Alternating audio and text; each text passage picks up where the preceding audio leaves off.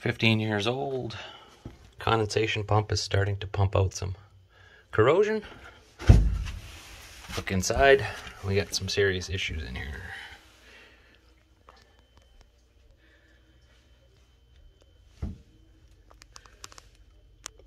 Should never look like this. So we're gonna start this thing up and see what happens.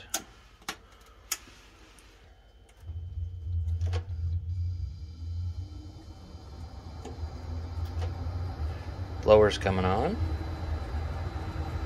Flashing a code, pressure switch. That means the inducer is full of water. So let's put this guy back on. Now we're gonna put a jumper wire between R and W to make it call for heat.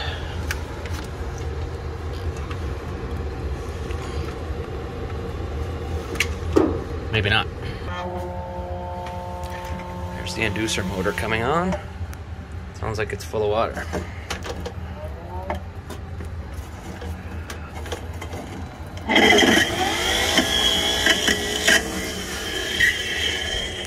We made a fountain. That's pretty cool.